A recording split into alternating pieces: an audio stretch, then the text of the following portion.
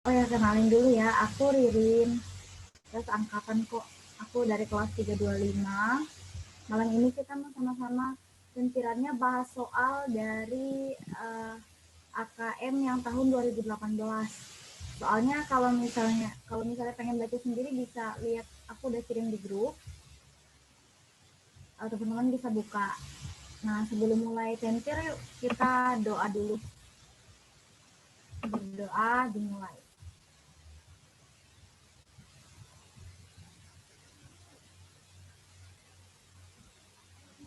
Udah dicukupkan. Faisal, suaraku masih pelan banget ya? Kalau ini sudah cukup terdengar, sudah lumayan keras. Oke, kita langsung mulai aja ya teman-teman. Oh iya, sebelumnya kalau misalnya ada yang mau nanya atau mau ngasih pendapat atau aku ngejelasinnya masih kurang jelas, bisa langsung disela aja ya, terus jangan jangan lewat chat karena biasanya nggak kebaca kalau lagi share screen. Oke, langsung disela aja nggak apa-apa karena kita sama-sama belajar. Kita mulai dengan yang pilihan gandanya ya. Tujuan financial reporting adalah untuk menyediakan informasi tentang entitas pelapor yang dapat digunakan oleh bla bla bla dalam pengambilan keputusan tentang penyedia sumber dana kepada entitas. Jadi ini apa sih kata kuncinya di sini? Pengambilan keputusan sama penyedia dana, sumber dana. Nah, jadi financial reporting ini kan dipakai banyak ya, penggunanya bisa karyawan, bisa pemerintah, bisa auditor, bisa pokoknya banyak deh yang pakai. Bisa investor gitu. Nah, yang ditanya di sini adalah yang menggunakan financial reporting ini untuk pengambilan keputusan buat dipakai untuk penyediaan sumber dana.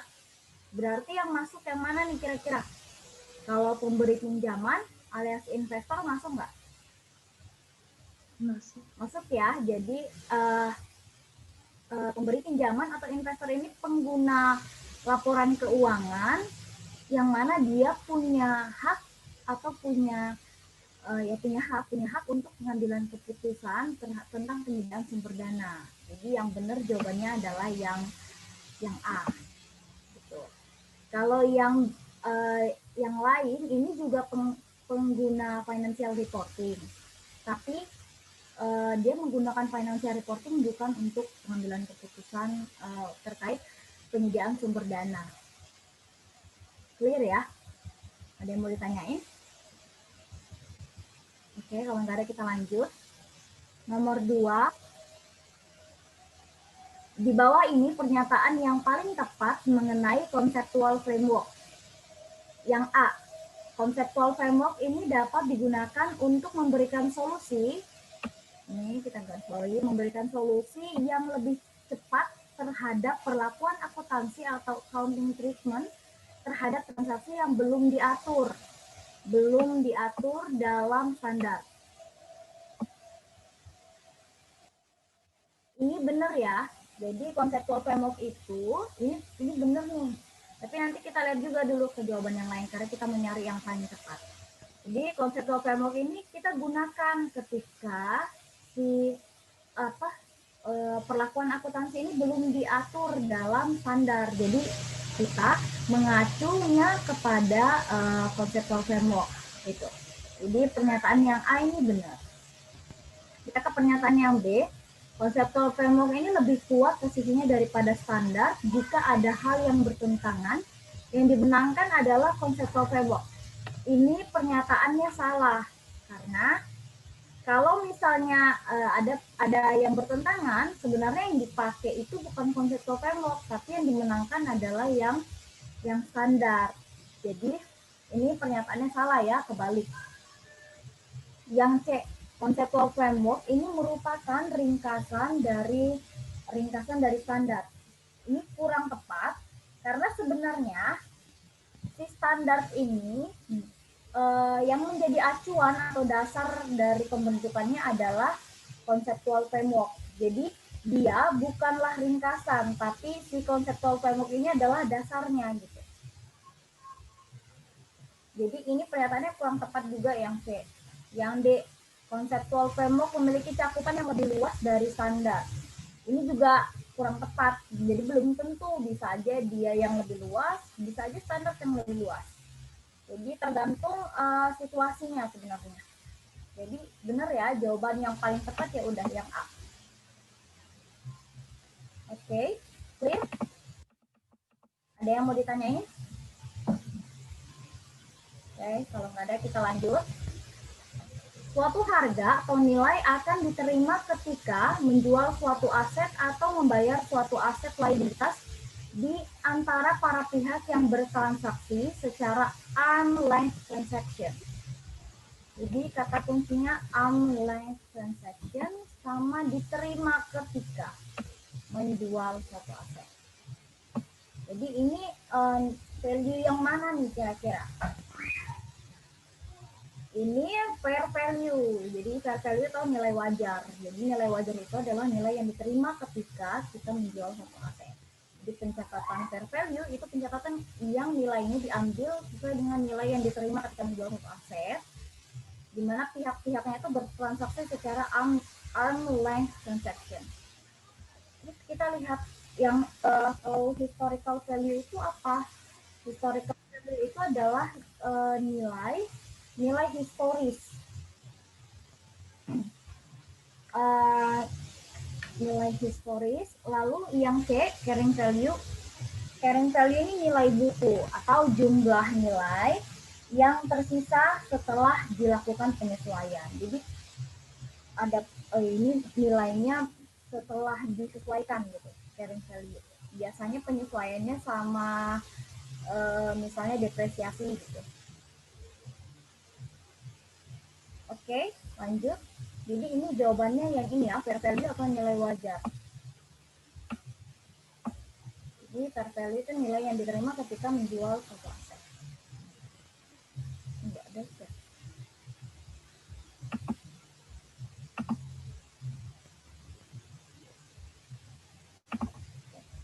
Lanjut ya. Apa yang dimaksudkan dengan komparabilitas dari informasi akuntansi keuangan? Komparabilitas atau apa comparability bahasa Inggrisnya. Jadi kita lihat dari yang pernyataan A. Informasi akuntansi keuangan memiliki nilai prediksi atau umpan balik. Ini bukan komparabilitas, tapi ini predictive value. Ini ada kata kuncinya nih. Yang B, informasi akuntansi keuangan cukup bebas dari kesalahan. Ini juga bukan komparabilitas, ini adalah free from error. Yang C, informasi akuntansi keuangan diukur dan dilaporkan dengan cara yang sama di seluruh perusahaan. Ini benar, ini komparabilitas. Jadi komparabilitas itu kata kuncinya ini dengan cara yang sama di seluruh perusahaan. Jadi bisa di compare, bisa dibandingkan gitu. Karena semua perusahaan punya cara yang sama. Yang D, informasi akuntansi keuangan disampaikan tepat waktu. Tepat waktu ini bukan komparabilitas tapi timeliness. Clear ya? Jadi yang tadi ini predictive value, ini free from error, ini comparability, dan ini timeliness. Jadi jawabannya yang C. Lanjut, yang nomor 5. Manakah dari pernyataan berikut di bawah ini yang merupakan komponen dari prinsip pengakuan pendapatan? Prinsip pengakuan pendapatan. Yang A, cash diterima dan jumlahnya sangat material. Yang B, pengakuan terjadi ketika pelaksanaan kewajiban telah dipenuhi perusahaan. Yang C, produksi selesai dan ada pasar aktif untuk memasarkan produk. Yang D, cash direalisasikan atau dapat direalisasikan dan produk selesai. Jadi prinsip pengakuan pendapatan Ya ini aja ya. Yang pasti yang B. Pengakuan terjadi ketika pelaksanaan kewajiban. Jadi yang lain ini bukan prinsip pengakuan pendapatan. Oke.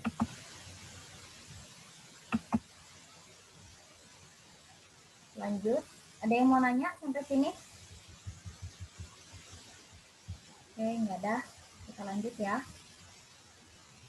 Asumsi atau asas akuntansi mana yang boleh dilanggar jika perusahaan merupakan pihak dalam litigasi besar.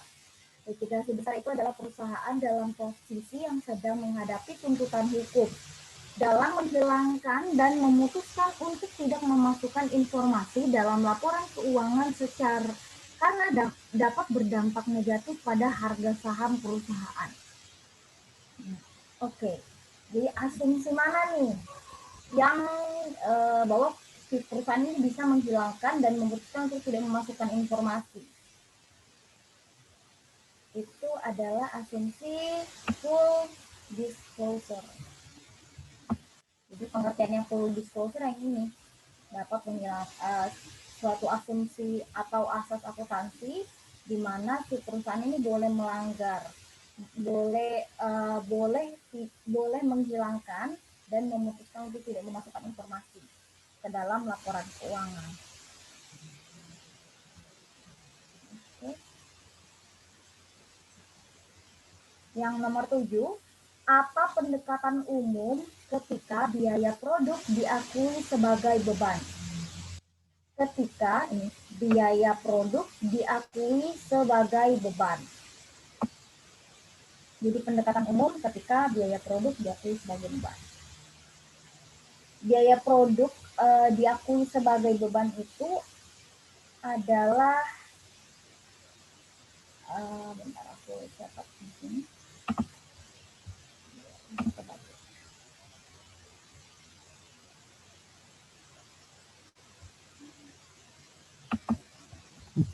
Biaya produk diakui sebagai beban itu adalah expense recognition.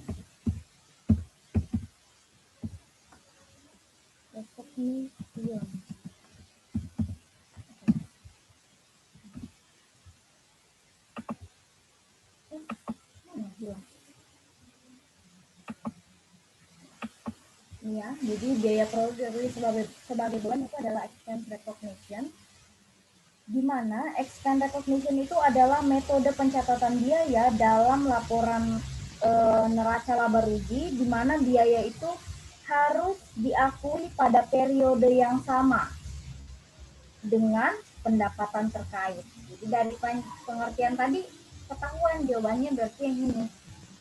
Berarti pendekatan umum ini ketika expense recognition atau ketika biaya produk yang diakui sebagai beban, berarti ketika pendapatannya itu ketika pendapatan terkait itu diakui.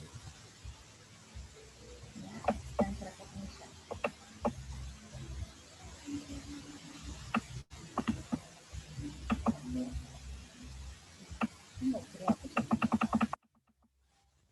Lanjut yang nomor 8. Berikut ini bukan metode atau pendekatan pengakuan beban atau expense. Jadi direct matching ini benar, ini pengakuan pendekatan pengakuan beban. Systematic and rational allocation benar. Immediate recognition benar. Offset method ini yang salah. Offset method ini bukan metode atau pengakuan beban ya. Jadi ini salah. Jawabannya yang B. Nomor 9. Informasi laba yang mengelompokkan penjualan, HPP, beban penjualan, dan beban administratif pada dasarnya disajikan berdasarkan kategori. Oke, jadi pengelompokan penjualan, harga pokok produksi, beban penjualan, dan administratif. Akun-akun yang dimasukkan ke dalam kelompok-kelompok ini itu yang sama apanya gitu. Jadi yang sama dalam akun-akun tersebut adalah berdasarkan fungsinya. Jadi misalnya semua akun-akun beban yang punya fungsi punya fungsi beban penjualan misalnya. Jadi semua akun-akun beban yang dibebankan ke beban penjualan, berarti itu kan berdasarkan fungsi masing-masing akun tersebut. Jadi beban-beban administratif dikelompokkan ke administratif. Jadi mereka dikelompokkan berdasarkan fungsi mereka. Nah, jawabannya yang B. Pengelompokannya disajikan berdasarkan fungsi. Kalau langsung dan tidak langsung, ini biasanya di aset. Di aset. Jadi ada aset langsung dan aset tidak langsung. Yang nomor 10. Yang bukan merupakan komponen OC, other comprehensive income. Yang A, perubahan surplus revaluasi aset tetap, ini benar. Yang B, gain or loss penilaian aset keuangan non-trading. Non-trading benar.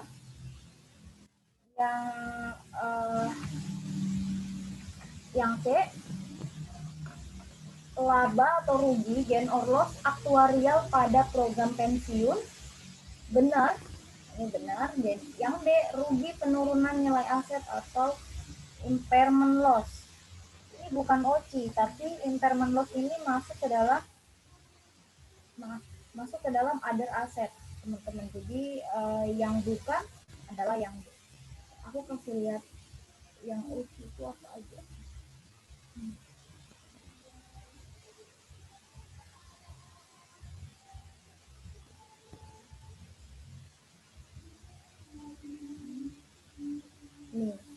Ini yang masuk ke dalam golongan other comprehensive income. Surplus on revaluation fixed asset, jadi yang apa tadi ya, benar kan? Unrealized holding gain or loss, other comprehensive income, share in investment in non-trading securities yang memilih opsi fair value atau fair value other comprehensive income. Jadi yang memilih, kalau yang tidak memilih bukan masuk di opsi. Gitu. Terus gain or loss on exchange of foreign currency translation. Terus gain or loss on cash flow hedge. Terus gain or loss actuarial definite benefit plan. Ini yang tadi yang B. Oke, itu opsi ya. Diingat. Jadi yang salah ini tadi ini kan masuknya harusnya di other asset, bukan di OC. Yang nomor 11.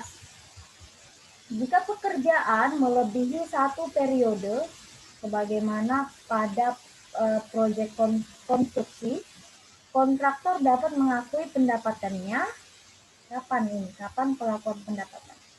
Oke, jadi kita lihat di sini kata kuncinya melebihi satu periode. Kalau lebih dari satu periode udah pasti jangka panjang. Berarti metode kontrak jangka panjang berarti pengakuannya itu sebelum penjualan. Jadi ketika proyeknya udah selesai baru bisa diakui.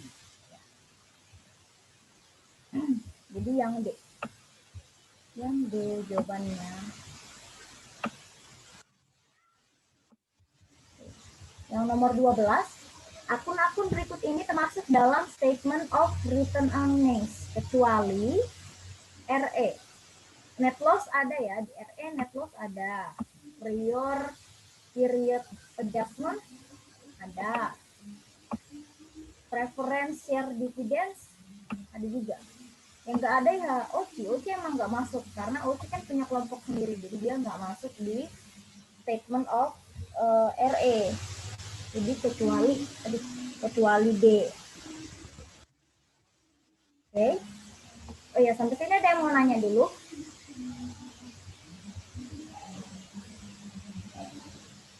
Oke, kalau nggak ada kita lanjut ya. Ini masih gampang kali. Suatu perusahaan memiliki hutang yang cukup banyak sehingga perusahaan tersebut tidak dapat secara fleksibel mengatur kasnya. Kita garis bawah ini, tidak dapat secara fleksibel mengatur kasnya untuk memanfaatkan kesempatan untuk melakukan ekspansi. Dalam istilah akuntansi, perusahaan ini mengalami masalah ini udah jelas sih jawabannya pasti yang B, fleksibilitas keuangan. Jadi karena ada di sini kata kuncinya di sini, dia nggak bisa mengatur secara fleksibel, berarti masalahnya ya di fleksibilitas keuangan. Jadi jawabannya nomor 13 yang B. Lanjut yang nomor 14. PT Bintaro Properti adalah perusahaan yang bergerak di bidang jual beli tanah dan rumah. Nah, Bintaro Properti telah membeli seluruh lahan sekitar Kecamatan Pondok Aren, Pondok Betung, dan Pondok Kacang.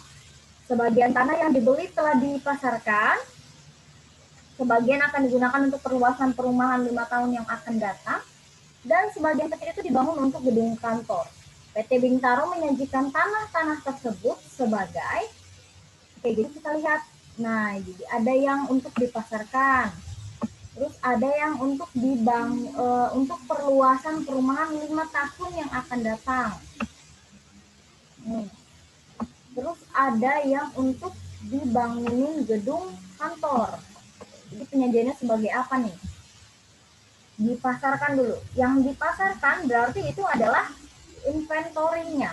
Karena dia entitas yang bergerak di bidang jual beli tanah. Jadi dia kan ngejual beli tanah, berarti tanah itu adalah inventory-nya dia, persediaannya dia. Jadi ini yang dipasarkan ini untuk inventory.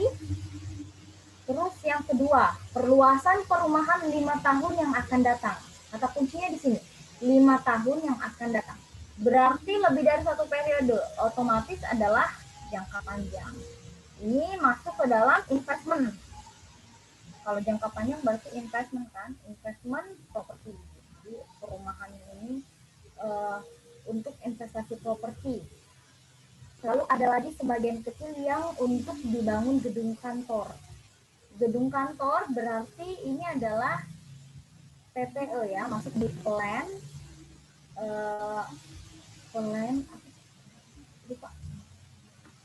masuk di Land, Property, and Equipment. Jadi jawabannya yang B ya.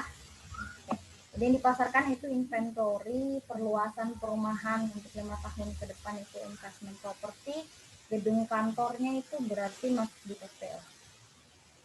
Berarti yang B. Yang ini nggak ada yang masuk di other asset, yang ini kurang, yang ini juga kurang. Jadi salah. Lanjut. Yang nomor 15. PT BCI memiliki dana di rekening bank DCS sebesar $140.000.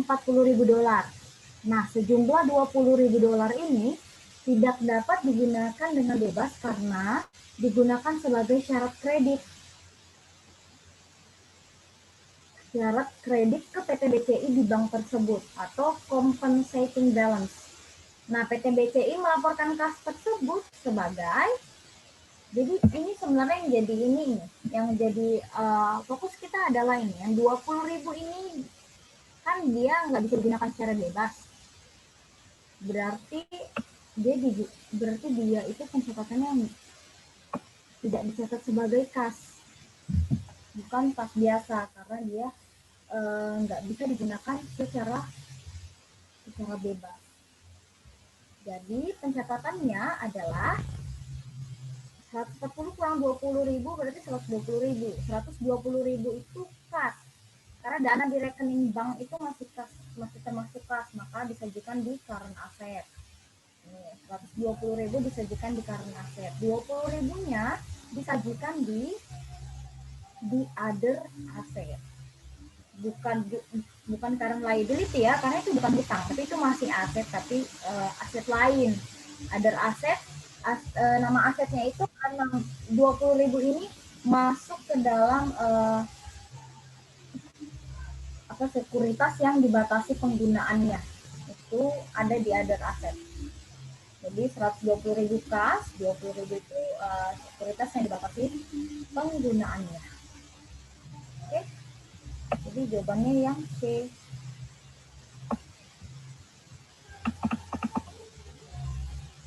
Nomor 16. Berikut ini merupakan liabilitas jangka pendek. Jangka pendek. pendapatan yang ditangguhkan, dividen saham yang siap didistribusikan, bagian utang jangka panjang yang akan jatuh tempo kurang dari 12 bulan, dan utang dagang yang bukan kira-kira apa? Utang dagang benar, ini liabilitas yang pendek ya. Terus utang jangka panjang yang jatuh tempo kurang dari 12 bulan, ini juga benar. Terus pendapatan yang ditangguhkan, berarti expense kan, expense, pendapatan yang ditangguhkan ini juga liabilitas yang jangka pendek, unearned. Kalau yang B, dividen saham yang siap didistribusikan, ini bukan liabilitas, tapi ini itu ekuitas. Oke. Jadi jawabannya yang ini ekuitas, bukan liabilitas. Secara umum, akun cash over and short disajikan dalam cash over and short. Cash over and short itu disajikan dalam laporan laba rugi pada pos other income and expense. Jadi dia kan tadi nggak ada ya yang di other comprehensive, kita nggak ada lihat kan cash over and short, seperti ini salah. Terus ini pasti masuk di laba rugi, bukan di SOFT. Jadi jawabannya nomor 17C.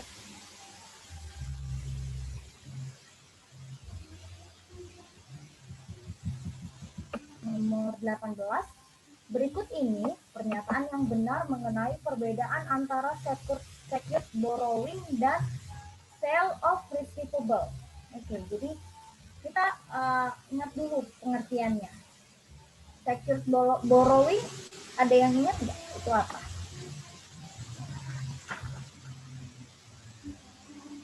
Jadi secured borrowing itu adalah ketika kita menggunakan piutang itu sebagai jaminan saat kita bertransaksi. Jadi piutang kita misalnya perusahaan A punya piutang dari perusahaan B. Kemudian perusahaan A ini mau beli sesuatu gitu, ada transaksi dengan perusahaan C. Tapi dia membayarnya itu dengan menjaminkan piutangnya si perusahaan B ini yang ada sama dia. Itu adalah secured borrowing. Terus kalau sale of receivable ini adalah piutang yang dijual. Jadi dia menjual piutang untuk menerima kas. Nah, si sale of receivable ini ada dua jenis. Ada yang with resource atau dengan garansi, dengan jaminan, ada garansinya, dan ada yang tidak ada garansinya. Nah, yang ada dan yang tidak ada garansinya itu pencatatannya beda. Kalau yang ada garansi, itu transaksinya diperlakukan sebagai pinjaman. Jadi kita kayak punya liabilitas gitu. Terus kalau tapi si perusahaan walaupun udah jual, dia masih mencatat piutang tersebut. Piutang tersebut masih berpengaruh sama dia. Kalau yang without, yang enggak pakai garansi, berarti udah dilepas sepenuhnya. Jadi itu pencatatannya ya seperti penjualan biasa. Nah, sekarang kita bedain kedua ini, secured borrowing dan sale of receivable. Secured borrowing yang A, mengakui pelepasan aset, dan yang B tidak mengakui pelepasan aset. Enggak. Jadi ini sebenarnya malah kebalik gitu. Secured borrowing ini enggak ada pelepasan aset karena dia hanya menjaminkan. Kalau di sale of receivable bisa diakui pelepasan aset karena ketika dia yang menjual tanpa garansi tadi. Kemudian yang B, secured borrowing itu dicatat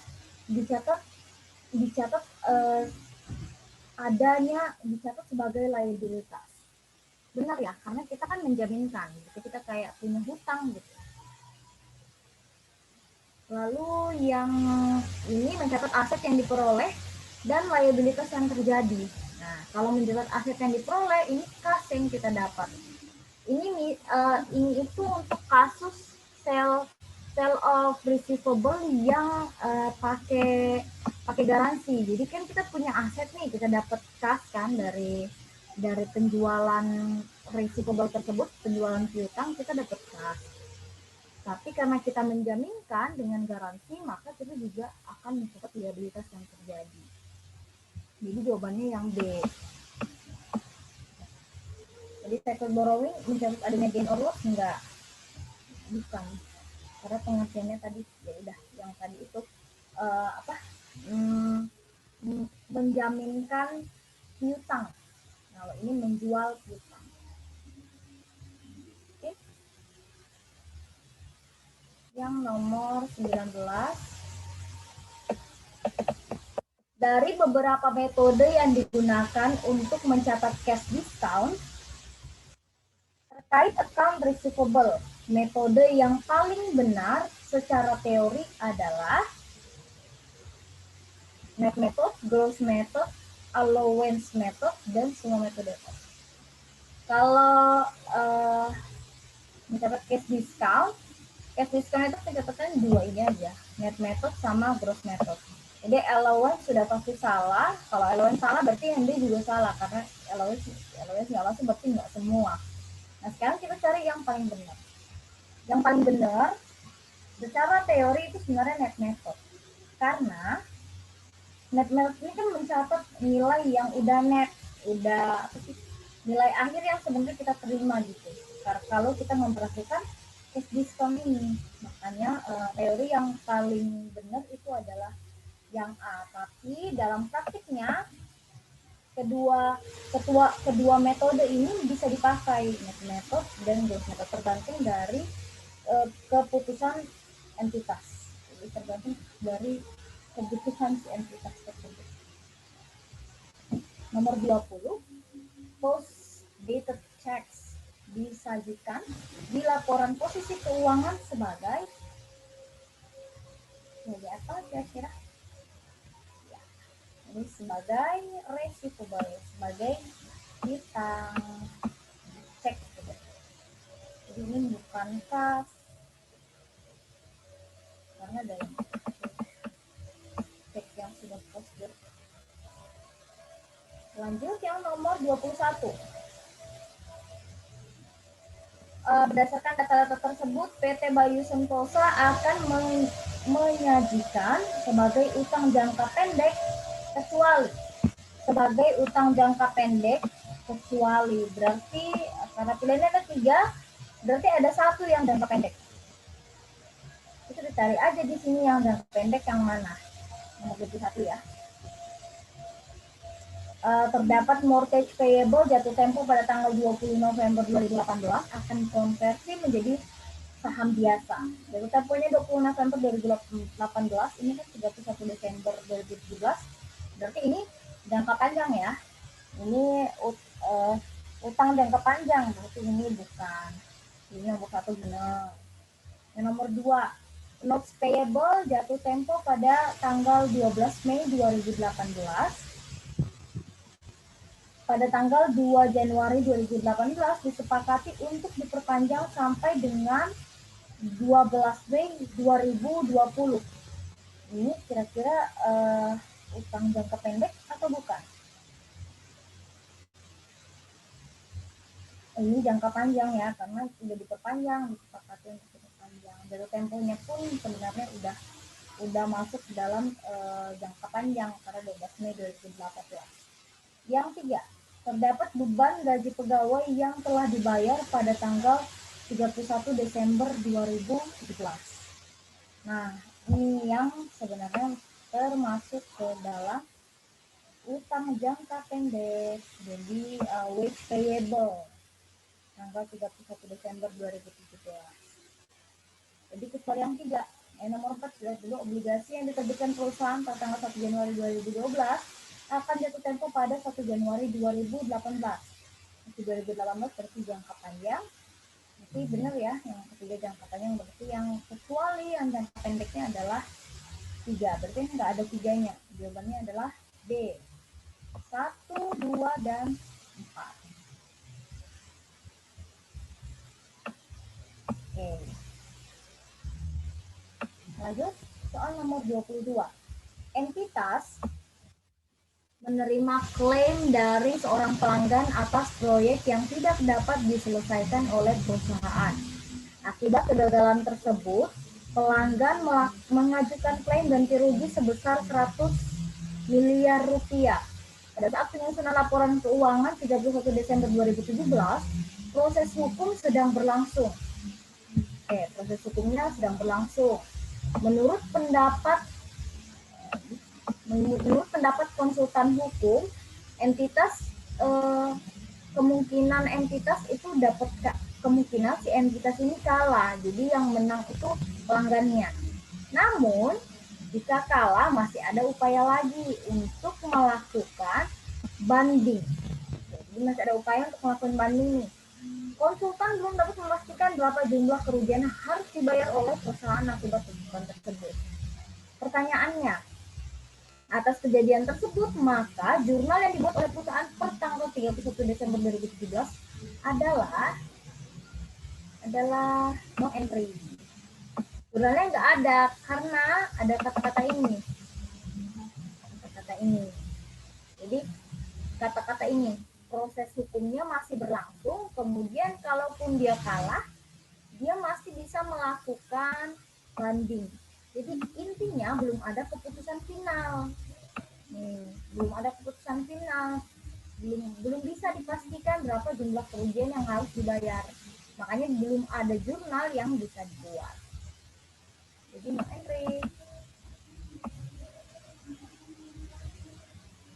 Lanjut yang nomor 23, PT Pertamini pada 2 Januari 2017 mulai penggunaan peralatan pertambangan atau drilling di sebuah areal tambang yang dimiliki.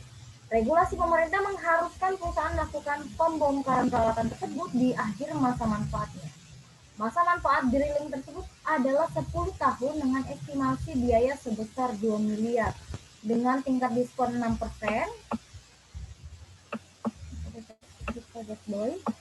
Selama masa manfaat. Nilai wajar kewajiban lingkungan tersebut adalah 1.116.800.000 rupiah. Ini nilai wajarnya. Oke. Sekarang pertanyaannya, pencatatan yang benar yang harus dilakukan perusahaan terkait dengan kejadian tersebut. Oke. Jadi kalau yang begini, ini masuk ke materi provisi pertemuan terakhir, teman-teman. Jadi jurnal yang dicatat perusahaan itu ada 4 penjurnalan. Biar kelihatan.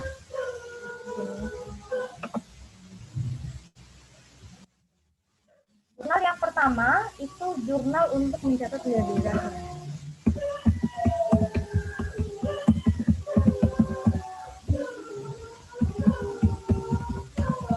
Ini aku di Excel kelihatan nggak ya?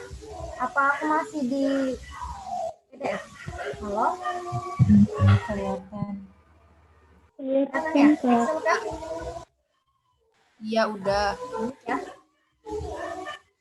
Jadi pertama kita catat jurnal untuk liabilitasnya. Mencatat jurnal untuk liabilitas itu platform drilling. Nah, tadi drilling ya. Pada environmental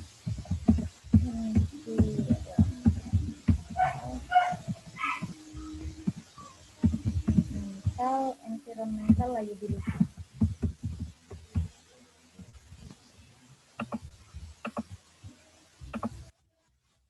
Nah, ini sebesar nilai wajar. Lihat tadi nilai wajarnya. 1.116.800.000 rupiah.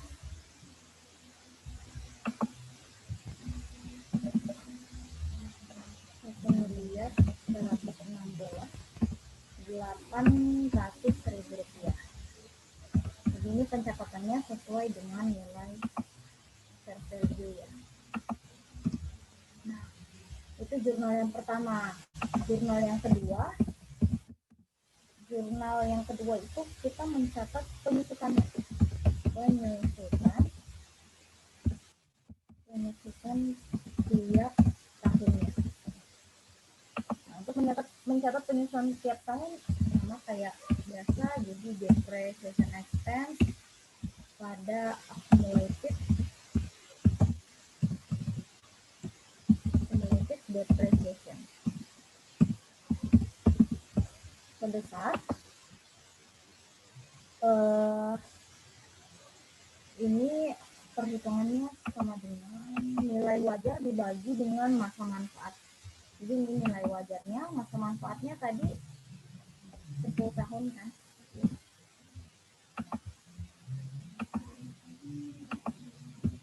Jadi ini jurnal penyusutannya. Terus jurnal yang keempat, kita mencatat jurnal amortisasi diskon. Yang tadi itu itu tadi ya 6% ya.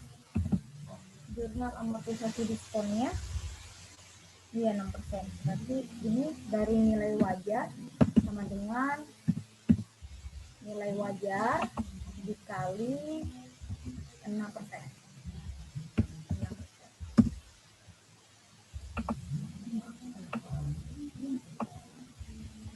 Pendapatan jurnal amortisasi itu interest expense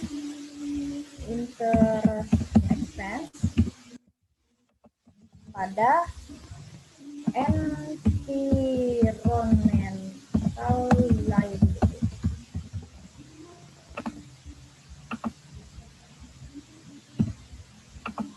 Oke. Dan yang terakhir, jurnal yang terakhir itu jurnal pembayaran.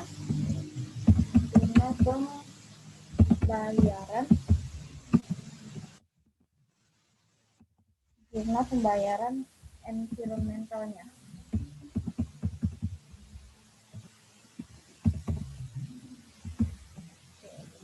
Senilai environmentalnya 2M ya. Jadi environmental liability ada pembayarannya 2M.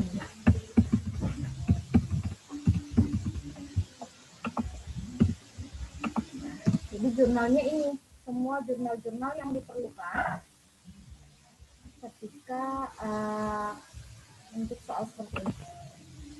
Kita mencatat environmental. Jadi yang benar yang mana?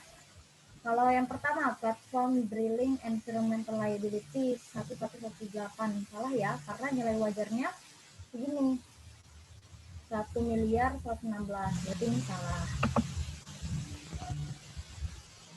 Begini.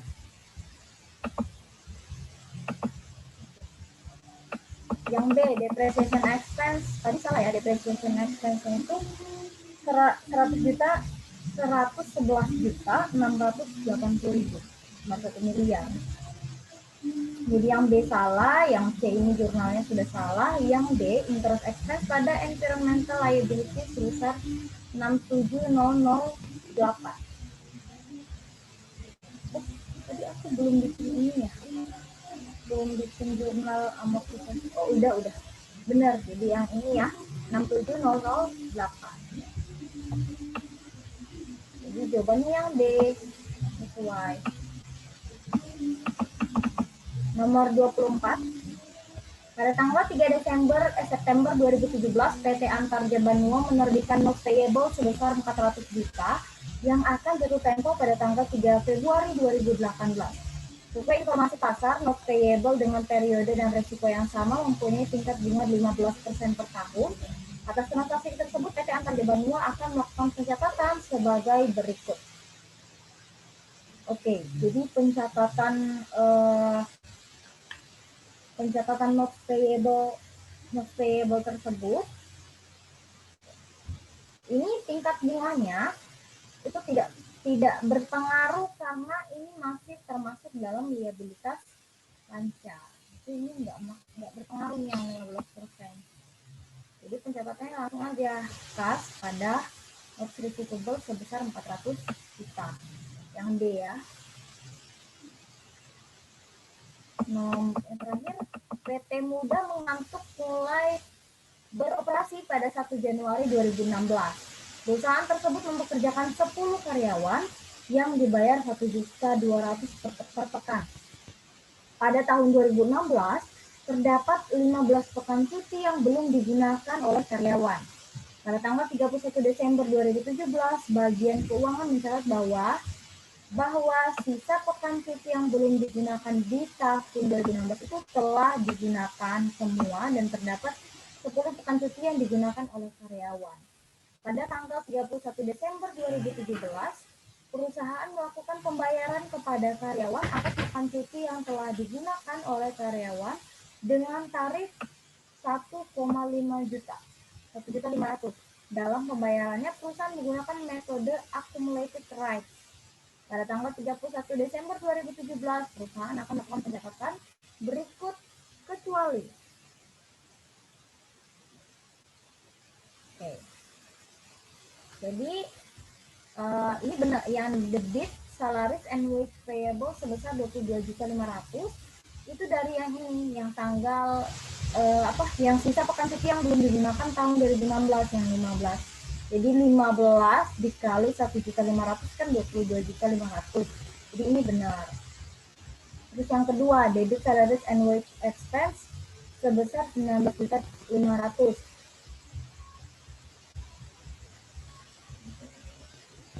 Ini juga benar.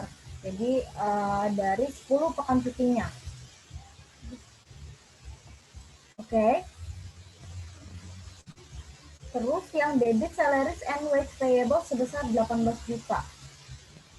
18 juta ini salah ya, karena 18 juta karena harusnya 15 juta.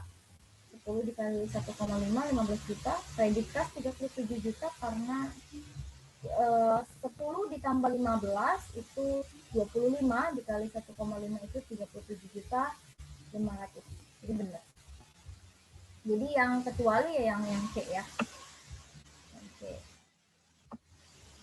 Oke. Lanjut. Soal ini kita melihat dia termasuk dalam yang mana. Tentukan asumsi akuntansi, prinsip akuntansi, dan karakteristik kualitatif laporan keuangan atau batasan yang paling tepat untuk kasus-kasus berikut. Yang pertama, A. Seluruh pembayaran kurang dari 2.500.000 akan dibebankan saat terjadi. Ini akan dibebankan saat terjadi. Seluruh pembayaran ini 2.500.000 akan dibebankan saat terjadi. Ini masuk dalam materiality. Itu satu jawabannya di mana ya? Aku ngomong aja kali ya. Ini kan cuma nentuin aja asumsi prinsipnya gimana. Jadi ini yang A materiality, yang B perusahaan menggunakan metode penilaian yang sama untuk persediaan dari satu periode ke periode selanjutnya. Ini yang tadi comparability metode yang sama. Yang C paten dikapitalisasi dan diamortisasi selama masa manfaatnya. Ini expense ya, expense recognition, beban. Yang D, asumsi bahwa rupiah hari ini memiliki kemampuan untuk membayar sama dengan 10 tahun yang lalu. Ini asumsi bahwa rupiah kemampuan untuk membayar. Kemampuan untuk membayar ini masuk dalam monetary unit. Monetary unit yang stable, jadi stabil. Yang E, pembayaran saat ini untuk sewa yang belum digunakan dicatat sebagai sewa dibayar di muka. Sewa dibayar di muka. Berarti ini asset definition. Ini masuk dalam unsur-unsurnya ya. Terus yang F, laporan keuangan disiapkan setiap tahun. Berarti periodicity. Periodicity itu per periodik ini, kata setiap tahunnya ini. Makanya dikatakan periodik. Yang D, semua kejadian setelah tanggal laporan posisi keuangan itu harus dilaporkan. Jadi full disclosure. Semua kejadian. Yang H, transaksi pribadi dari pemilik itu dipisahkan dari transaksi bisnis. Ini adalah ekonomi entity. Jadi transaksinya si pemilik atau pemegang saham itu dipisahkan dari transaksi bisnis. Economic entity. Perusahaan menyusun laporan keuangan selain laporan keuangan tahunan. Laporan keuangan interim selain laporan keuangan tahunan. Mata tahunan. Berarti timeline waktu.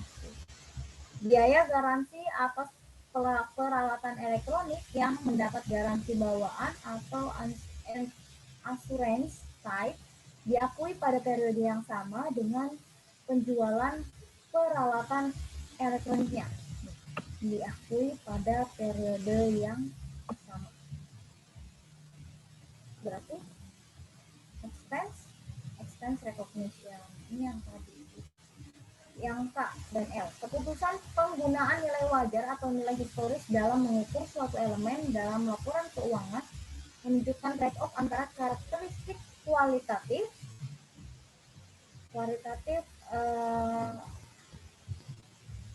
relevance dan faithful representation. Penggunaan nilai wajarnya ini tentang relevansi dan faithful representation. Yang M, prinsip yang harus dipenuhi supaya laporan keuangan memiliki kualitas dapat dibandingkan. Konsistensi atau comparability. Nah, konsistensi dan comparability sama. Terus penghitungan fisik barang persediaan pada akhir tahun merupakan salah satu implementasi untuk memenuhi karakter kualitatif konfirmatory value, nilai konfirmasi. Yang terakhir, penyajian informasi mengasumsikan bahwa pengguna laporan keuangan memiliki latar belakang pengetahuan yang cukup untuk memahami informasi dalam laporan keuangan. Nih, pengguna laporan keuangan memiliki latar belakang pengetahuan yang cukup. Jadi dianggap tahu.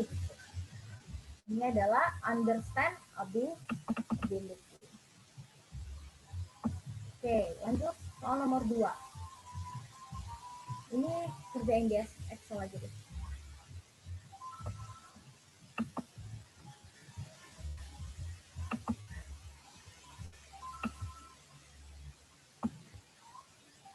Ini gimana sih caranya?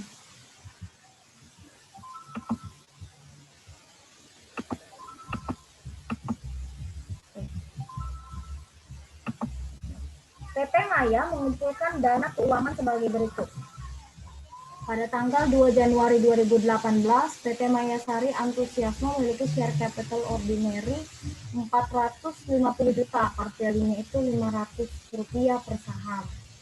Yang kedua, capaian kinerja tahun 2018 penjualan itu 750 juta, HPP-nya 500 juta, kemudian beban operasionalnya 80 juta, dan rugi penjualan asetnya itu 10 juta. Biaya bunganya 2 juta. Apa yang diketahui tentang discontinued operation dan ada berapa bagian discontinued operation dan bagaimana itu disajikan di laporan laba rugi? Jelaskan. Oke.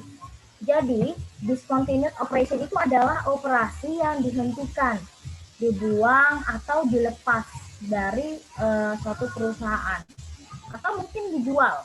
Ini khusus untuk operasi yang memang dimiliki untuk dijual.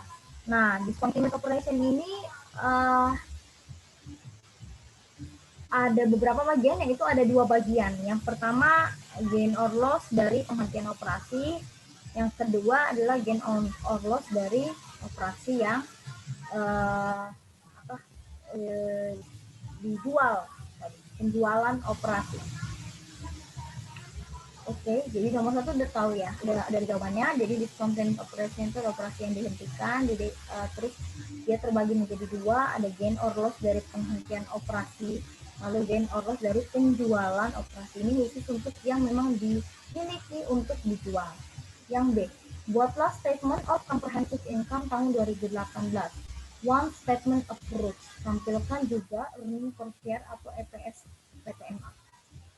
Oke, jadi yang one statement approach kan ada 2 ya, ada 2 cara penyajian statement of comprehensive income. Ada yang one statement approach sama yang two statement approach. Bedanya, kalau yang one statement approach itu semuanya langsung aja nanti diakumulasikan dari atas. Jadi semuanya langsung ke bawah. Kalau yang two statement approach itu dibagi 2. Jadi kita hitung pertama income statementnya dulu, baru nanti di bawahnya baru comprehensive statement of comprehensive income-nya. Ini contohnya kalau mau lihat perbedaannya.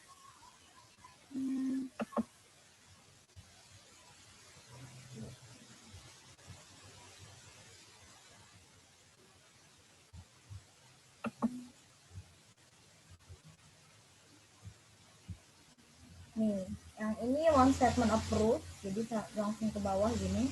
Yang ini two statement approach, jadi cari dulu net income, nanti nilai net income ini dimasukkan ke comprehensive income statement, baru ditambahkan sama UC-nya. Itu yang two statement approach. Oke, jadi kita kembali lagi ke Excel. Kerjain. So, yang pertama sales, dapat catat tuh. Salesnya 750 juta, dikurangi COGS-nya 500 juta. 500 juta.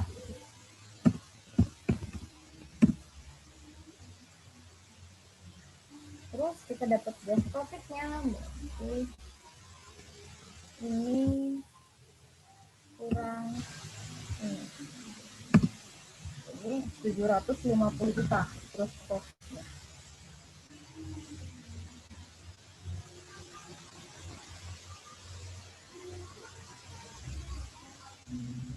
Oke.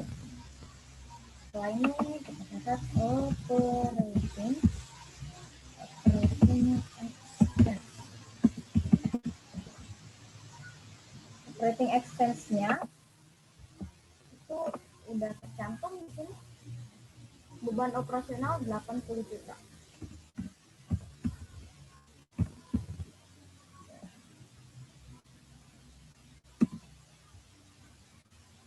Lanjut. Ketiga, loss on sale. Loss on sale of ini kan rugi penghentian toko cabang sebesar itu bukan, ini rugi penjualan aset, loss on sale 10 juta.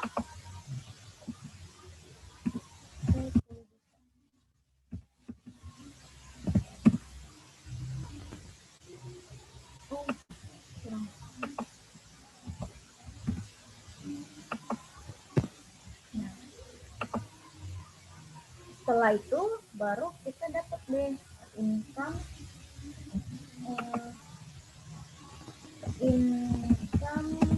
from operate.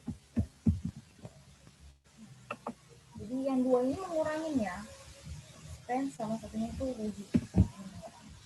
Jadi gross profit dikurangi dengan operating expense dikurangi dengan loss on sale of asset. Nah, jadi income from operation-nya 160 juta. Nah, itu sebut deh finance cost. Finance cost itu kita lihat di sini yang finance cost-nya apa. Nih, biaya bunga. Jadi interest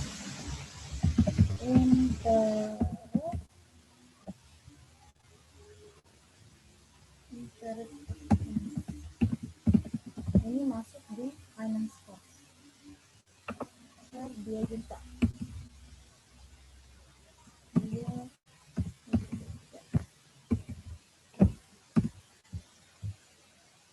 Nah, setelah finance cost, kita lihat income before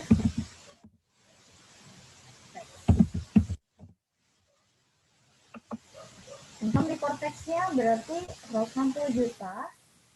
160 juta kita kurangin dengan interest expense 2 juta. Jadi income before tax-nya adalah 158 juta. Sekarang kita lihat income tax-nya. Income tax-nya tarifnya lihat di sini 25%. Ini diketahui tarif PPh badan itu 25%. Jadi 25%. Nah, berarti itu sama dengan 25% kita kalikan dengan income tax-nya. Ya. Income tax-nya adalah 39.500.000 rupiah. Nah, kita dapat income from continuing.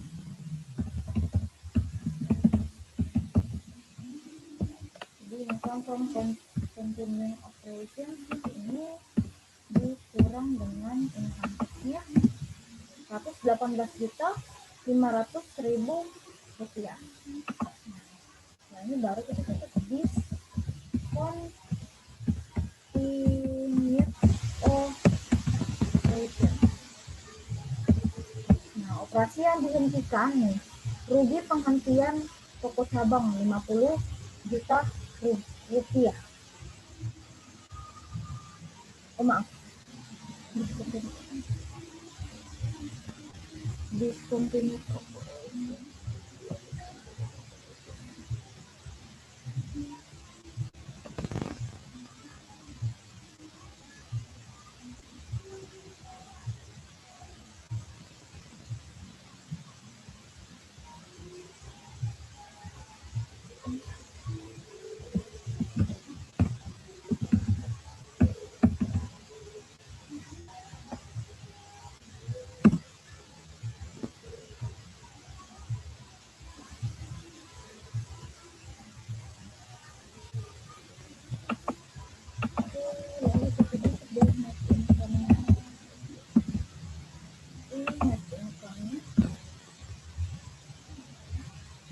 Ini kita kurangi dengan discontinued.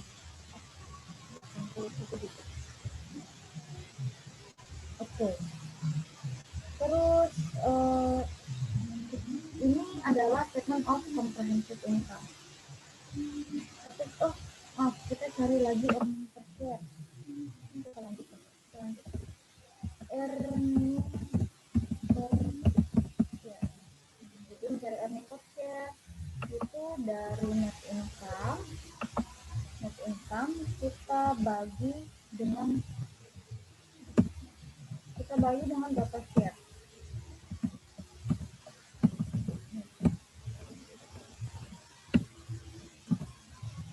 Earning per share itu net income dibagi jumlah share-nya. Nah, jadi jumlah share-nya kita cari gini. 400 kan ini ada 450 juta dibagi 500. Nah, itu jumlah share.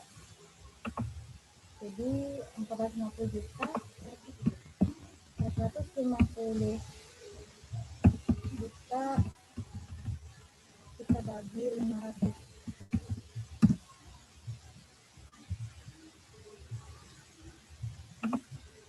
Nah, gini share-nya.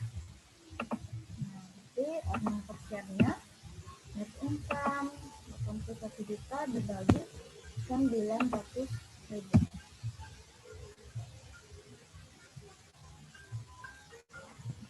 Ya. Oke, jadi earning per share-nya adalah 90 per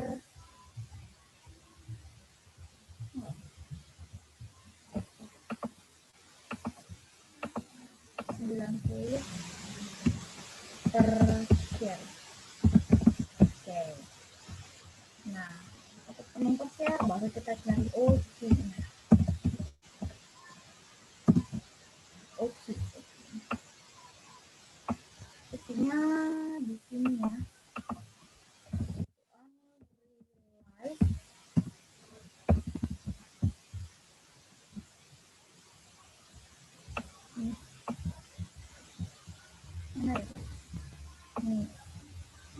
Pada akhir 2018 PT MA mengakui laba belum terrealisasi non-trading 5 juta rupiah, ini net of tax. Jadi unrealized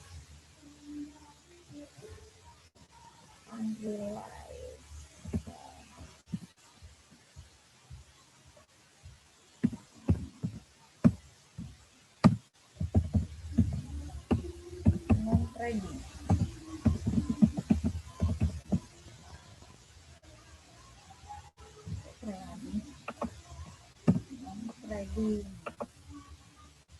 sebesar 5 juta.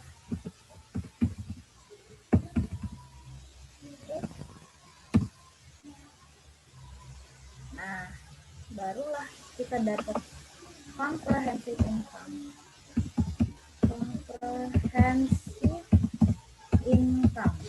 Nah, jadi comprehensive income-nya kita tinggal jumlahkan. Ini net income tadi 81 juta ditambah dengan unrealized holding gain yang non trading sebesar 5 juta. Jadi 86 juta. Ini adalah comprehensive income.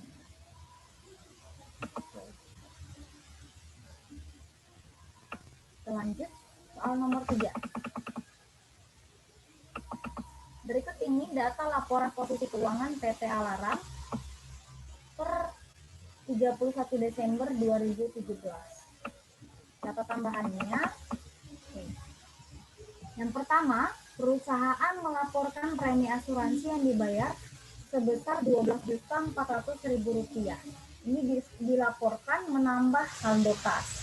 Berarti ini diakui sebagai prepaid insurance. Prepaid insurance 12.400.000, sehingga prepaid insurance ini bukan menambah saldo kas tapi mengurangi saldo kas. Yang pertama ini.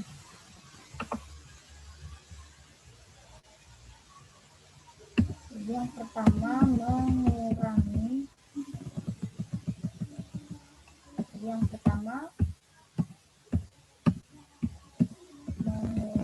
saldo kas 12.400.000. Oke. Yang nomor 2. Bank overdraft di rekening Bank NCA menerima 2.500.000 setelah dilaporkan mengurangi kas. Perusahaan memiliki rekening di bank lain dengan jumlah 25 juta, sudah termasuk dalam akun cash. Ini seharusnya tidak dilaporkan sebagai pengurang kas, tetapi dilaporkan sebagai bagian dari current liability atau bank overdraft. Jadi ini tidak mengurangi ya, jadi tidak mengurangi kas. Ini kan yang 2.500.000 seharusnya tidak mengurangi kas, tapi dilaporkan sebagai bagian dari current liabilities,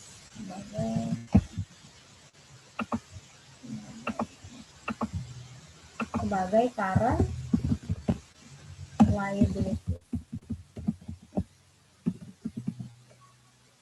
Oke. Yang nomor 3, saldo account receivable meliputi yang A, piutang kepada Tuan N dengan saldo debit 60 juta, yang B, piutang kepada Tuan B dengan saldo kredit 4 juta rupiah karena Tuan B kelebihan dalam melunasi utangnya. Saldo allowance for doubtful account adalah 3.800.000. Oke, jadi ini saldo piutang kepada Tuan B ini disajikan sebagai utang kepada Tuan B, sehingga saldo AR-nya itu menjadi 60 juta dan AFDA-nya itu 30 juta. jadi ini itu nggak ada 4 juta. Oke, jadi AR-nya 60 juta. Lalu AFDA-nya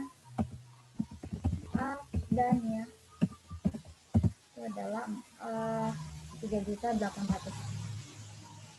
3,8 juta. Oke, yang nomor 4.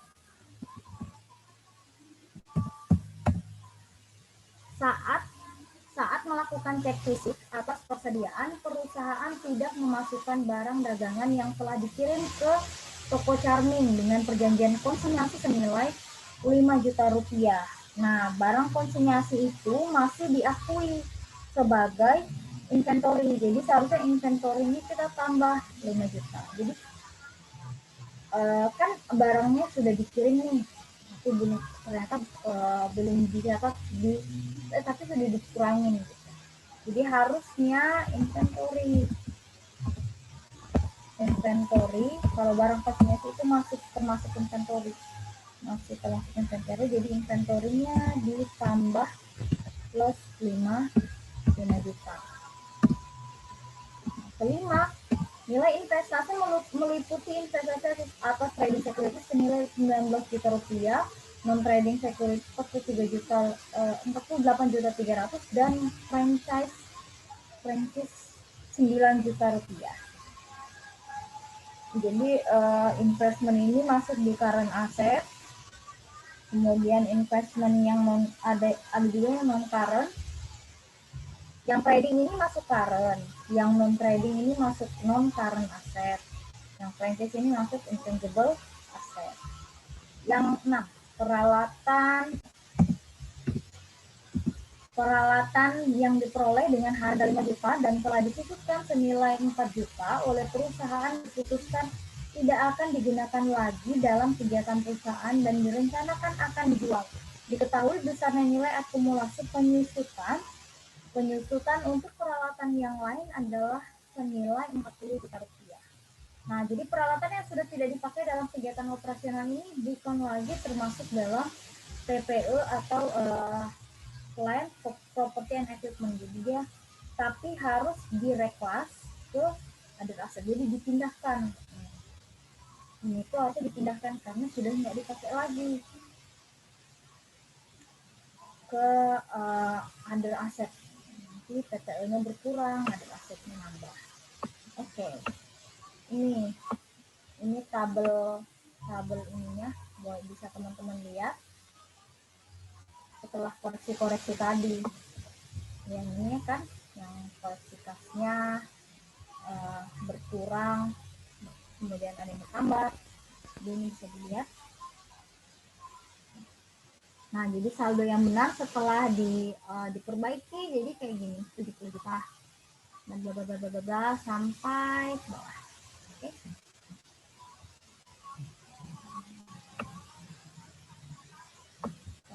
Kita kasih lihat tadi biar jelas. Oke, koreksi yang pertama yang 12.400.000 itu dari yang di atas ini tadi.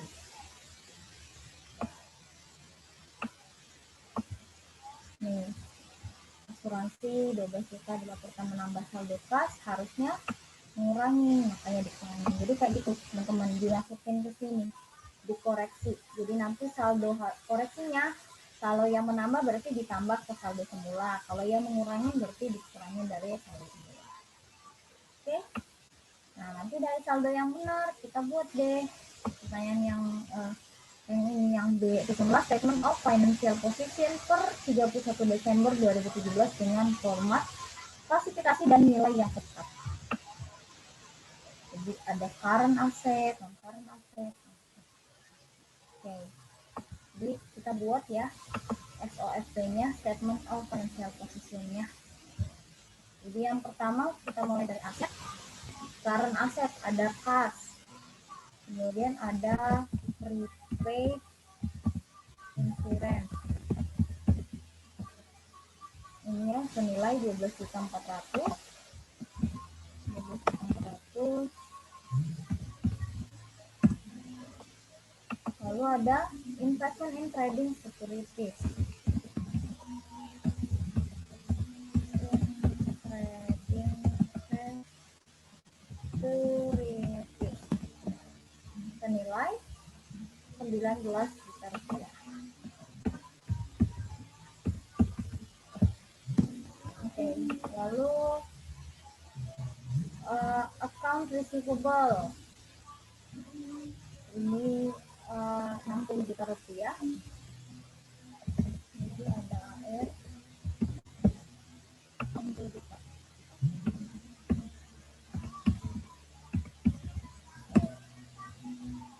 Lalu ada AFDA.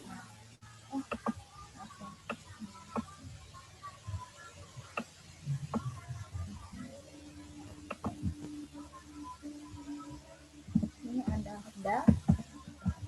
AFDA-nya 3.800.000. 3.800.000. Nah, ini ngurangin AR. Jadi nanti nilai AR-nya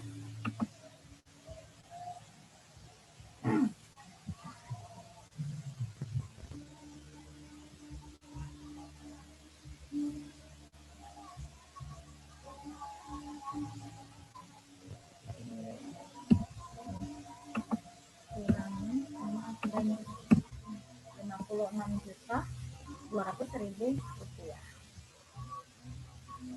Terus ada inventory. Inventory-nya 62 juta. 62 juta.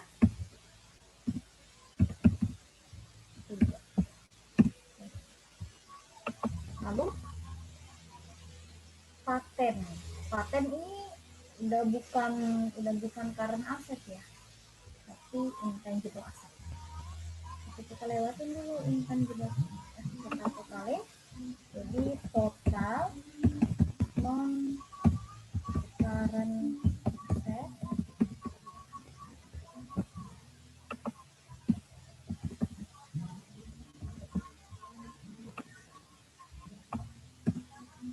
jadi total non current assetnya adalah 219.700.000 rupiah.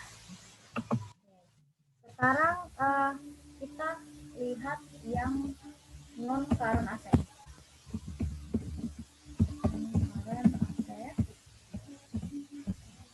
Non current assetnya itu terdiri dari sama property, plant, and equipment. Jadi di sini ada equipment. Equipmentnya senilai 135 juta.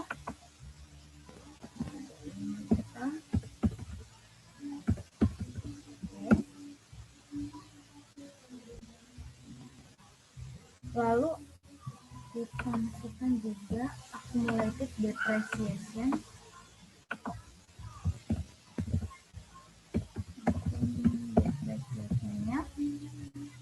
sebesar 40 juta rupiah. 40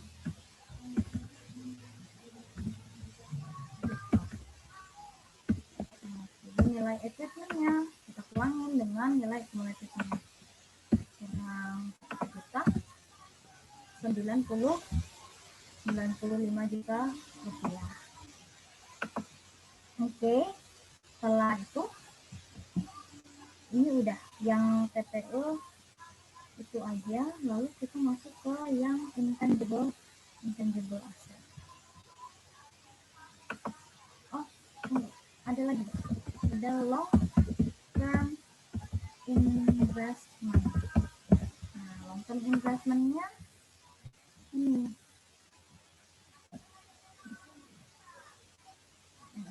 investasi sebesar 48.300.000. Investment sebesar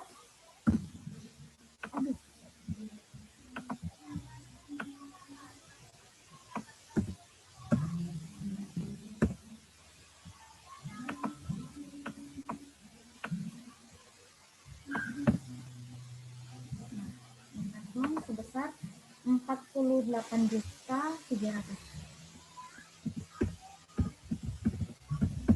Oke.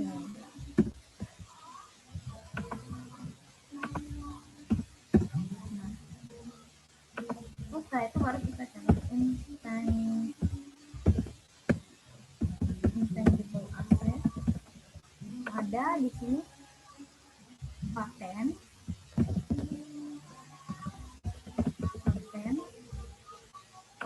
senilai 32 juta. Terus ada franchise.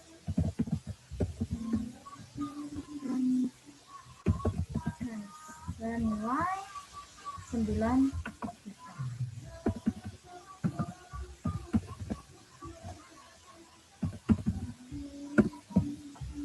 Oke. Jadi kan ini total non-current asset. Total ini total current asset. Oke, jadi total non-current asset tinggal jumlahin aja dari apa sini, dari assessment, kemudian investment, 184.500.000 rupiah. Lalu terakhir di bagian aset ada other aset. Other asetnya yaitu non current asset yang held for sale. Non current asset held for sale-nya ini 1 juta rupiah. Oke.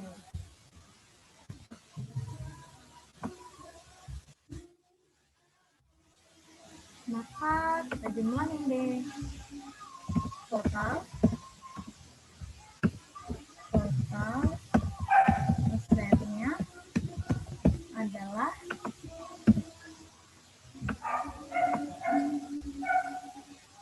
ini ditambah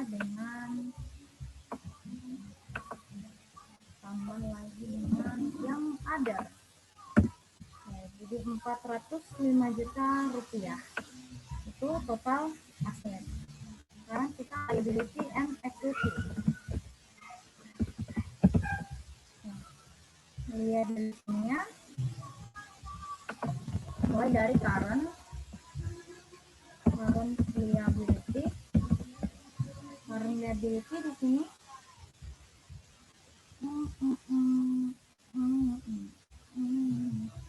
nih, account payable. Ada P. Account payable senilai 82 juta. Oke. Terus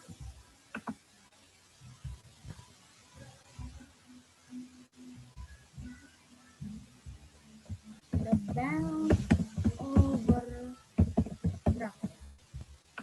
bank overdraft-nya senilai 2.500.000 rupiah.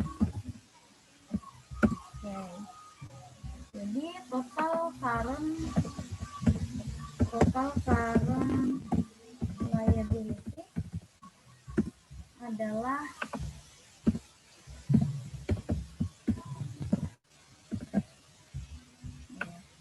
jumlahkan 84.500.000 rupiah. Sekarang yang non current liability.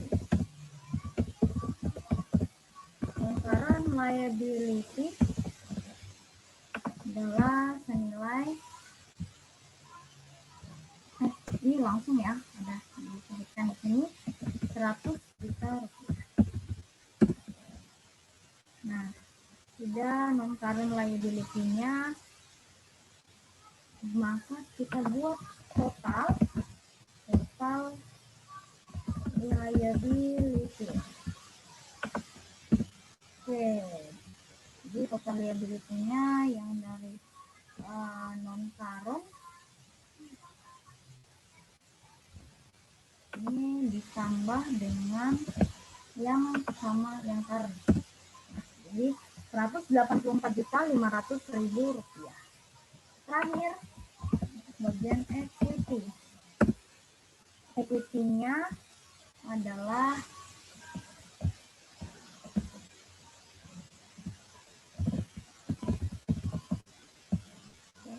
langsung equity-nya 220.500.000 rupiah.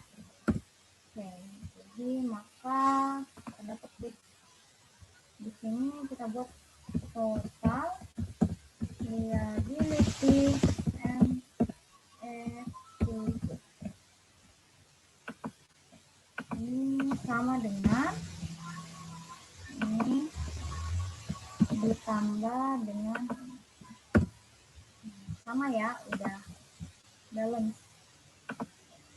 405 juta rupiah. Oke, ini soal nomor 3. Jadi kita identifikasi dulu transaksi-transaksi yang ini, kesalahannya kita perbaiki, lalu kita koreksi, kita buat saldo yang benar gimana. Setelah itu baru kita buat SOSP-nya kayak gini. Jadi diklasifikasikan aset, ada current aset, non current aset. Kemudian di non current aset ada PTE, ada long term investment, lalu ada intangible asset. Setelah itu kita buatlah bagian liability and equity. Di liability itu ada current liability dan non current liability. Lalu di terakhir yang di equity. Ini kita di total jumlahnya harus balance. Oke. Lanjut. Soal nomor 5. Pada tanggal 1 Oktober 2018, PT Kerja Tuntas menjual bangunan yang mempunyai original cost sebesar 1 miliar rupiah dan book value sebesar 760 juta kepada PT Siap Siaga. Pada saat penjualan, bangunan tersebut mempunyai nilai wajar sebesar 600 juta rupiah. Atas penjualan tersebut, PT Kerja Tuntas menerima notes dari PT Siap Siaga dengan nilai nominal 1,2 M. Pada jangka waktunya adalah 5 tahun dan nominal rate-nya adalah 3%. Diperoleh informasi bahwa tingkat suku bunga pinjaman atau borrowing rate-nya adalah 10%. Kemudian itu untuk PT Kerja Tuntas Siap Siaga 12%.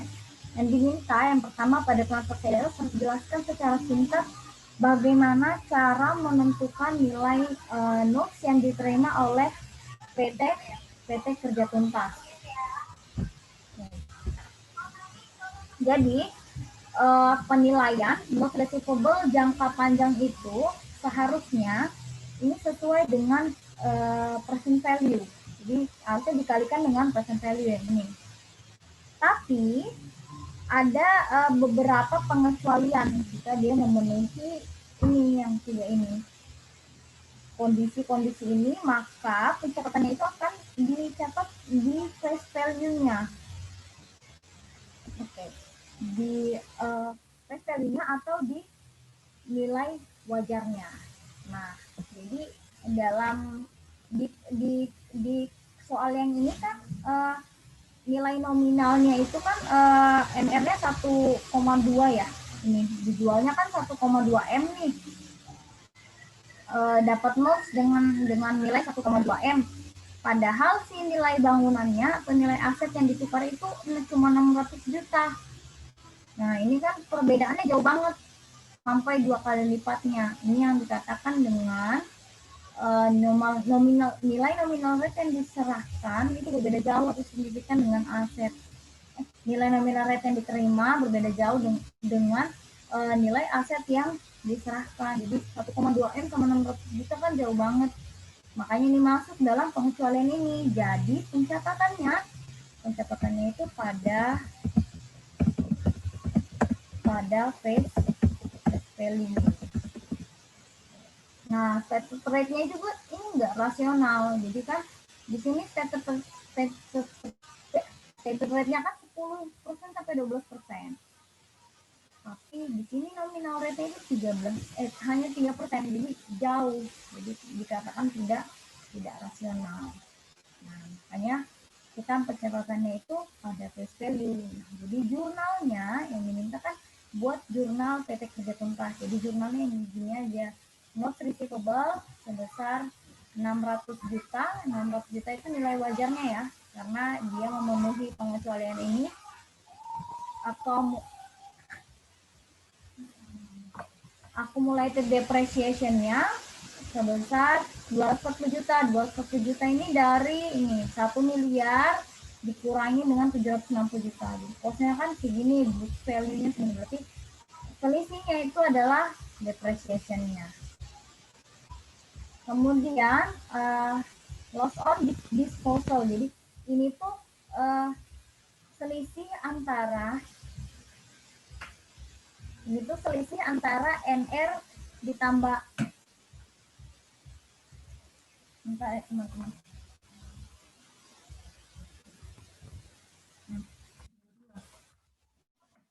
Nah, jadi ini tuh selisih antara NR tambah cumulative depreciation dikurangin sama nilai si buildingnya, kan 1 miliar ya. Jadi selisihnya 160 juta rupiah. Jadi ini catatan jurnalnya. Oke. Lanjut yang terakhir. Bukan yang terakhir, yang masih ada 2. JJ Company melakukan pembayaran gaji pada hari Jumat setiap minggunya. Data berikut merupakan bagian dari laporan pembayaran gaji. Pada tahun 2017, pajak penghasilan orang pribadi karyawan adalah 10% gaji. Union Das atau iuran serikat pekerja 2% dari gaji dan tarif social security untuk karyawan dan perusahaan adalah 8% pada minggu kedua. Jadi intinya kita diminta untuk buat jurnal yang perlu dicatat. Oke. Jurnal pembayaran gaji berarti salaries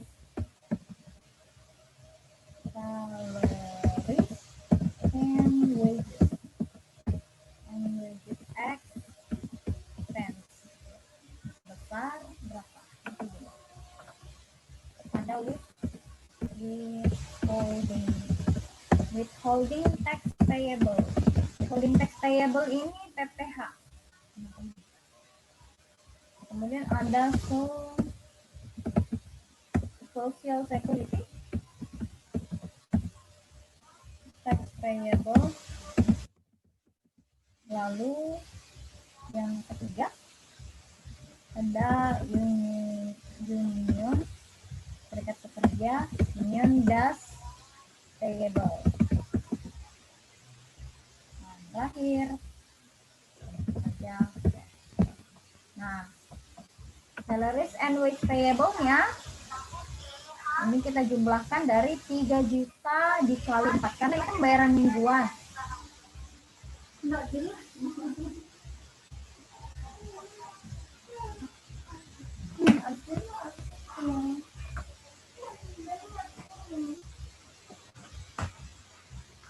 Bentar ya. 225199.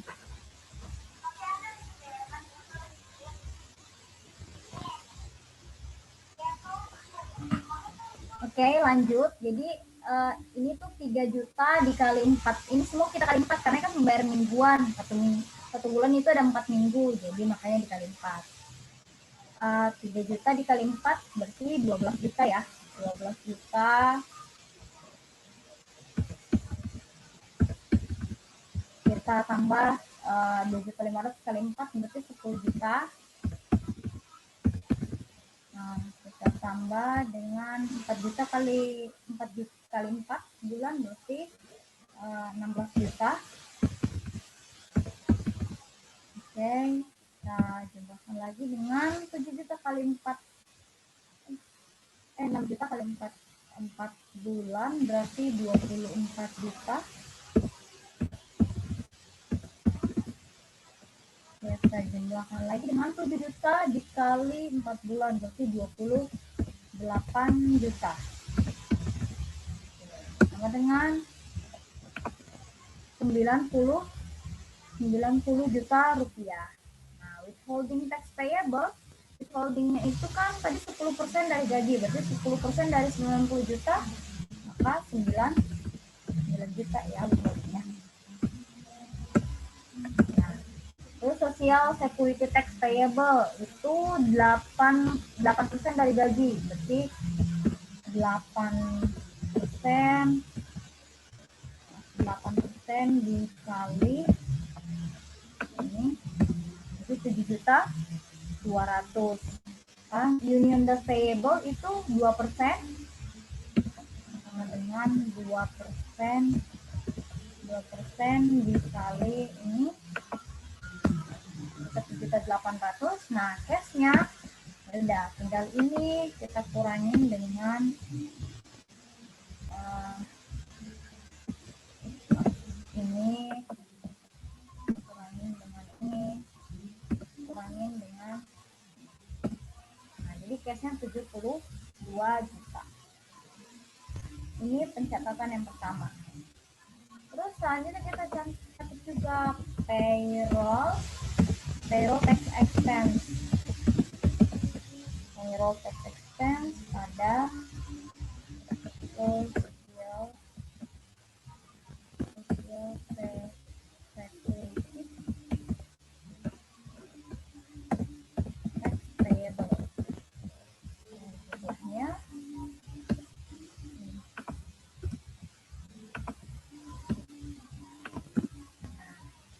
selanjutnya kita catat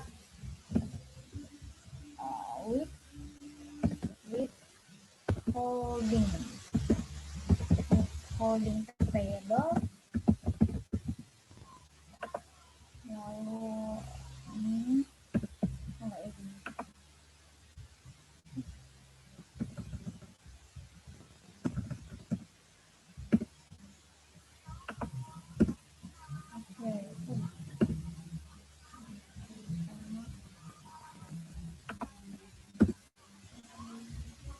Pada cash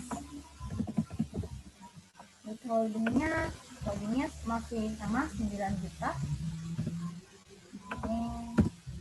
Ini yang dasnya sama 1.800. Nah, social security tax payable-nya kan awalnya dikredit 7.200.000, ini dikredit lagi 7.200.000, berarti kita jumlahkan ini kali 2 ya, 14.400.000. Jadi cashnya adalah kita jumlahkan semua di 25.200.000. Yang terakhir kita catat salaries, yang ini kita catat yang cuti, pembayaran yang uang cuti, salaries and wage expense pada cash sebesar ini kita jumlahkan 10 juta ditambah 8 juta ditambah 24 juta. Oke, jadi hasilnya adalah 42 juta. Ini uang cutinya. Nah, oke, udah semua. Ininya apa?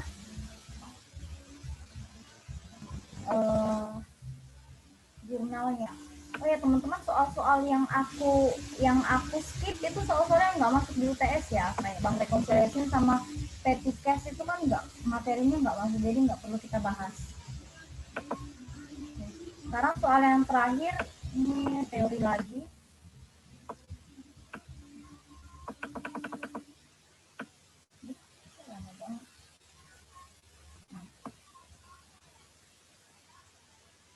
Saudara diminta untuk menganalisis. Oke.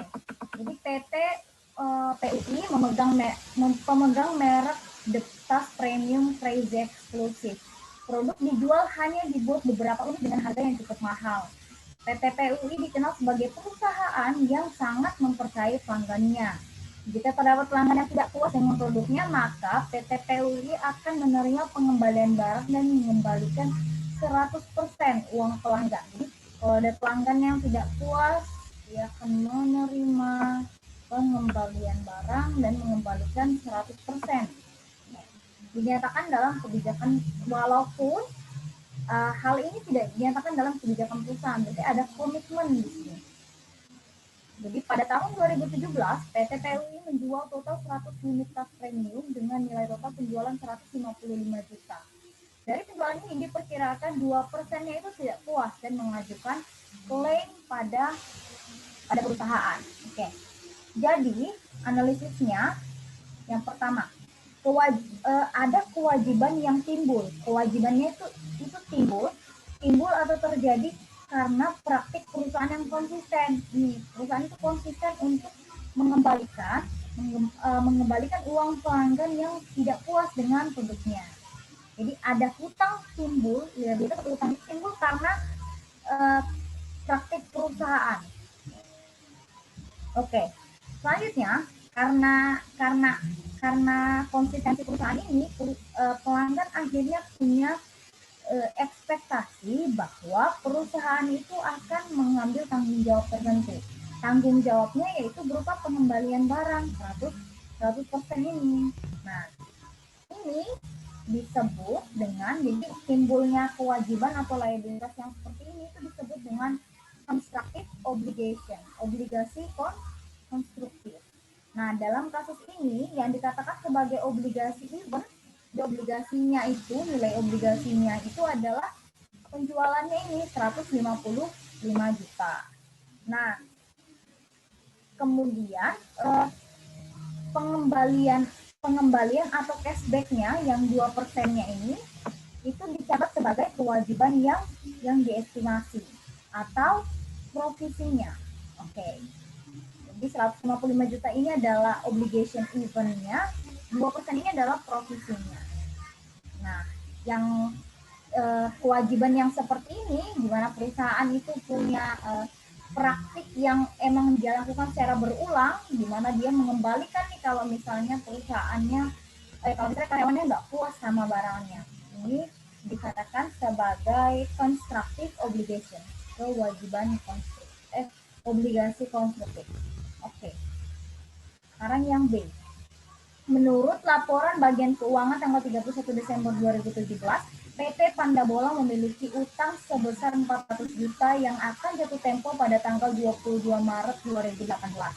Dalam laporan yang disajikan, bagian keuangan tertulis bahwa tanggal 26 Desember 2017, PT Pandabola telah bersepakat dengan PT Hidung Gajah untuk menerbitkan obligasi kepada PT Hidung Gajah pada tanggal 28 Maret 2018, dan hasil penerbitan obligasi tersebut digunakan untuk membayar utang PT Pandabola yang jatuh tempo pada 22 Maret 2018.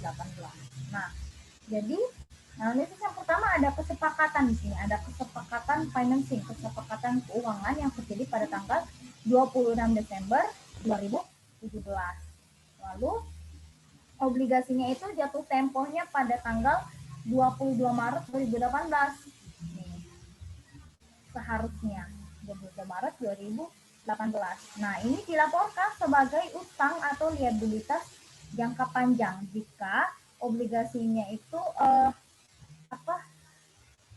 ada obligasi refinancingnya itu adalah yang ini, yang refinancing, yang kesepakatan baru yang dibuat itu adalah jangka panjang, maka ini dicatat sebagai obligasi jangka panjang. Oke. Yang terakhir, pada tanggal 31 Desember 2017, perusahaan memiliki utang dalam bentuk 200 lembar bond payable senilai $200.000. Bond ini akan jatuh tempo pada akhir 2018 dan memiliki sifat convertible atau dapat diubah menjadi ordinary share dengan rasio tiap lembar bond dapat ditukar menjadi 100 lembar saham. Ini intinya convertible maksudnya bond yang memiliki sifat convertible atau dapat diubah itu adalah selalu disajikan sebagai utang jangka panjang. Oke, jadi kayak gitu analisisnya. Jadi yang pertama ini disajikan sebagai obligation, constructive obligation, yang kedua obligasi jangka panjang, dan yang terakhir juga sebagai utang atau obligasi ini juga liabilitas jangka panjang. Oke teman-teman, jadi itu aja pembahasan soal UTS tahun 2018. Sekali lagi aku mohon maaf kalau misalnya aku menjelaskannya kurang jelas atau gimana. Terima kasih teman-teman yang masih stay sampai akhir. Oke, kembali lagi ke Faisal. Thank you. Makasih Ririn atas tentirnya. Mungkin teman-teman ada yang mau ditanyain dulu nggak nih? Mungkin ada yang terlewat tadi dari penjelasan Ririn.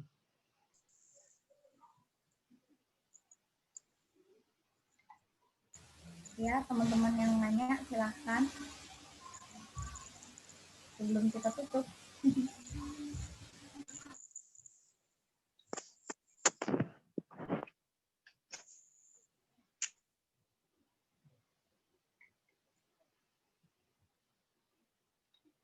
Kalau nggak ada, boleh kita tutup.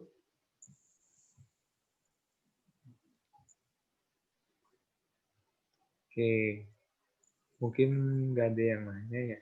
Kalau misalkan ternyata ada pertanyaan tapi belum terpikirkan saat ini, boleh banget nih nanya di grup. Nanti insya Allah kalau sempat Ririn jawab kayak gitu, ataupun teman-teman yang lain juga bisa menjawabnya di grup itu gitu. Nah mungkin kita tutup aja ya Rin, gimana? Oke, iya. Oke.